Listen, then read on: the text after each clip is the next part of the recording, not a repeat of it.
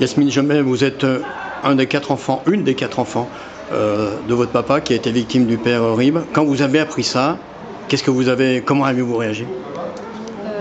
Alors on l'a appris il y a très longtemps sans le savoir, mais sur des discussions qu'on a pu entendre. Donc on l'a toujours su, mais gardé de côté. Là, quand l'histoire est sortie, comment on a réagi? Choqué, parce qu'en rentrant dans les détails, on s'aperçoit que ce qu'on peut-être soupçonné est bien pire que ce qu'on aurait osé imaginer, j'ai envie de dire.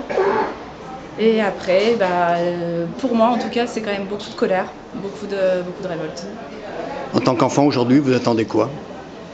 Que ça change, et que mes enfants ne subissent jamais ça, et que l'Église prenne le sujet très au sérieux, parce que j'ai l'impression qu'en fait la société suit le modèle de l'Église. Il y avait l'Église avant l'État, et qu'en fait on est en train de reproduire tout ce qui s'est passé dans l'Église, dans la société, et on voit que la pédocriminalité existe dans tous les milieux, dans toutes les sphères de pouvoir, et voilà, je pense que l'Église doit être un exemple, un modèle, pour que la société suive derrière ce modèle, j'espère. Alors concrètement, justement, vous avez eu l'occasion de rencontrer l'évêque adjoint, coadjuteur ici à Lyon, Monseigneur Emmanuel Gobillard. Aujourd'hui, vous pensez quoi de sa réaction? Qu'est-ce qu'il peut faire? Qu'est-ce que vous lui demandez? Alors j'aimerais que ces actes suivent ces paroles. C'est-à-dire?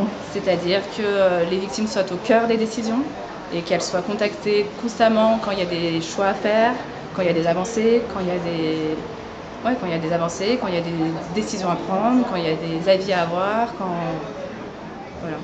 Donc c'est en fait des demandes qui vont plus loin qu'une reconnaissance financière, c'est aussi une reconnaissance morale de ce qui s'est fait, puis une reconnaissance de la dignité des victimes?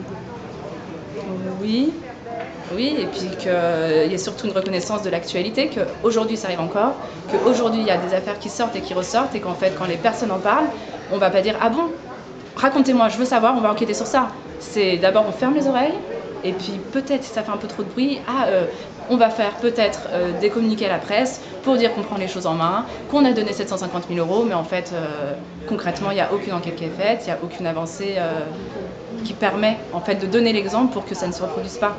C'est ça le but, je pense, c'est vraiment que ça ne se reproduise plus.